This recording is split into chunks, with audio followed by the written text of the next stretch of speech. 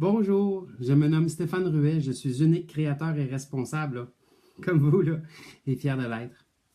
Aujourd'hui, j'ai une vidéo sur la dépression ou communément appelée les burn-out.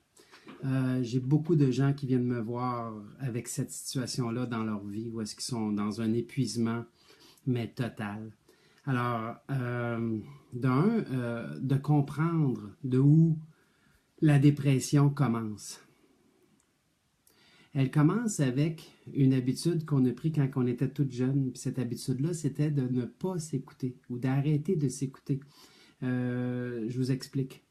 Vers 2 ans et demi, l'enfant commence à vouloir rendre des petits services. Bon, il le fait pour une raison, il le fait pour imiter maman et papa. Exemple, il prend son assiette sur la table et il l'emmène sur le comptoir. Et à partir du moment où est-ce que il fait ça ou elle fait ça, les parents sont là. Oh, wow, Stéphane, t'es tombé fin, t'es tombé beau, on t'aime, bravo, bravo, bravo.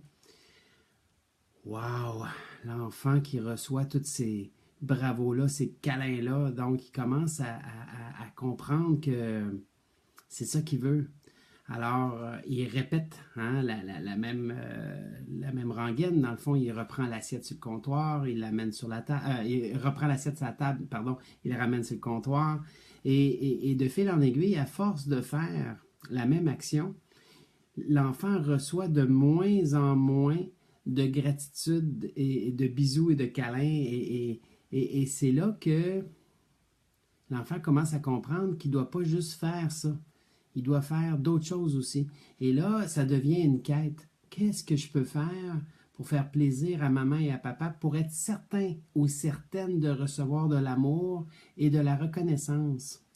Alors, c'est les deux choses que l'humain a besoin pour sa survie, c'est l'amour et la reconnaissance. Et l'humain est prêt à un moment donné à arrêter de s'écouter complètement et entièrement pour écouter les autres, pour être certain de recevoir de l'amour et de la reconnaissance. Et c'est comme ça le début de toute forme de résistance, de toute forme de limitation ou toute forme de souffrance.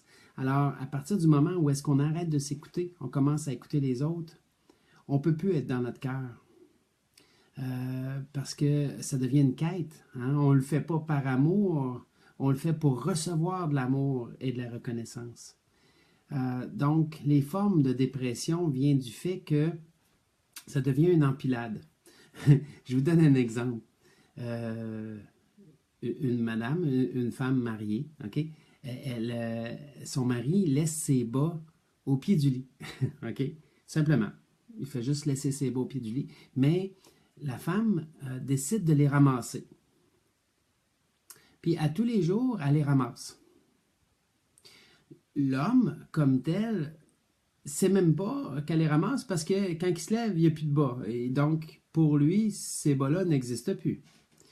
Sauf que la femme, à quelque part, elle le fait au début pour lui rendre service, pour lui faire plaisir, mais elle ne reçoit pas le retour de son action. Donc, à quelque part, elle va faire une deuxième action. Elle ramasse les bas et après ça, elle fait la cuisine ou elle fait la vaisselle ou elle fait une autre action. Et là, elle reçoit de moins en moins de merci ou de reconnaissance et d'amour pour cette action-là. Et là, elle s'aperçoit qu'elle est obligée de faire une troisième action. Et la troisième action... Donc, est-ce que vous comprenez le concept que l'être humain est un être d'habitude? À chaque fois qu'on s'habitue à quelque chose, ça devient normal. Au point que si elle décidait d'arrêter de ramasser les bas au pied du lit, son mari penserait même qu'elle ne l'aime plus. C'est fou, hein? On en arrive là. Alors, les personnes viennent me voir et me disent, je comprends pas, je fais tout pour tenter de régulariser ou pour tenter de recevoir ou je fais tout, mais c'est comme si je n'existais plus. Oui, tu n'existes plus. C'est probablement pour ça que c'est très difficile de même juste de penser que tu pourrais penser à toi. On n'est même pas rendu d'en penser à moi, là. Tu as de la misère à penser que faut que tu penses à toi. Parce que ta liste, la liste, ça devient tellement longue de tout ce que tu as à faire simplement pour être certaine ou pour être certain d'être aimé et d'être reconnu. Oh, mon Dieu, que c'est essoufflant tout ça. Donc, la dépression vient du fait qu'on a donné notre pouvoir, on a donné, en pensant de recevoir en retour et on ne reçoit pas parce que on n'a pas toujours donné par amour. C'est pas d'aimer de ramasser les bas de quelqu'un tout le temps. C'est pas ça aimer. Aimer, c'est de lui montrer qu'il a ses bas à ramasser. Aimer, c'est de redonner aux enfants leur pouvoir. Hein? C'est drôle parce que on veut les rendre autonomes. Hein? Le but de tout parent, c'est ça. On veut rendre nos enfants autonomes. Et on leur enlève leur autonomie en faisant tout pour eux. Donc, après ça, on se demande pourquoi on est si pris à tout gérer puis tout faire ça. Mais mon Dieu Seigneur. Écoutez, les gens qui viennent me voir avec des dépressions, en général, là, quelques semaines, puis c'est terminé parce qu'on leur montre une chose. Je vous donne l'exemple des bas, elle est trop drôle. La madame, j'ai demandé de plus les ramasser. Fait que là, première journée, elle les ramasse pas. Deuxième journée, elle les ramasse pas. Et là, les bas se mettent à s'empiler, toi. Puis là, ben, rendu après la 7e journée, en sachant que son mari avait aux alentours de 9 ou 10 paires de bas dans son tiroir, mais elle lui a dit, à un moment donné, elle dit, « Mon amour, si tu ramasses pas tes bas et tu ne mets pas dans le lavage, là, ben je sais que dans environ 3 jours, tu vas me dire, sont où mes bas? J'en ai plus. » Oh boy, la vie est belle. Écoutez, je dis pas qu'on va tout régler juste en s'écoutant, mais on doit prendre la décision. Puis ça, on règle des choses en prenant la décision de s'écouter. La décision que ça goûte bon, je le fais.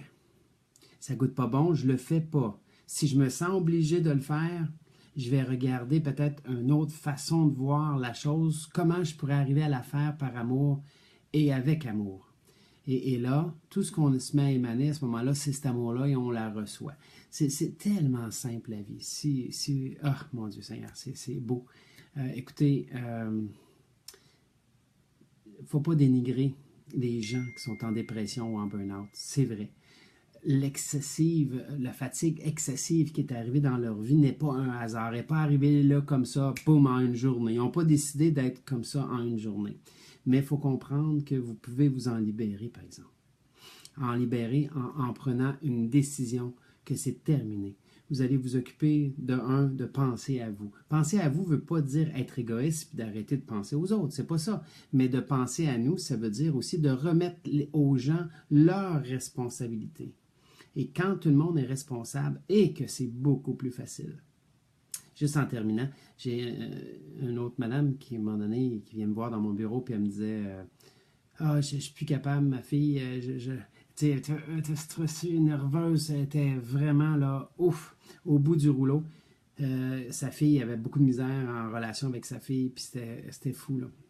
Alors, j'ai suggéré de redonner à sa fille son pouvoir, puis qu'elle le reprendre le sien, puis de prendre des décisions en conséquence de. Alors, le lendemain, elle m'appelle toute excitée, elle était vraiment comme « Wow! Ma fille a changé en une journée, j'en reviens pas. » J'ai dit « Non, c'est pas ta fille qui a changé, c'est toi. » Toute part de nous est finie avec nous. On se met dans un malaise, des fois dans la dépression ou dans le burn-out. On se crée une fatigue tellement extrême qu'on se dit, si les autres me voient dans cet état-là, ils vont arrêter de me demander des choses. Mais on doit comprendre que c'est nous-mêmes qui l'avons créé, ça, à force de donner, puis ne pas s'écouter pour être sûr d'être aimé, puis d'être reconnu. Tu sais, si j'écoute les autres, puis que je sais exactement ce qu'ils veulent, je vais les rendre heureux, puis ils vont me reconnaître, puis non, ça marche pas comme ça. Alors, je vous souhaite une belle journée, puis merci encore une fois pour toutes les les partages. Écoutez, ça me touche tellement. Là, les gens m'écrivent d'un peu partout dans le monde aussi, c'est le fun. Alors, je vous souhaite une excellente et belle journée.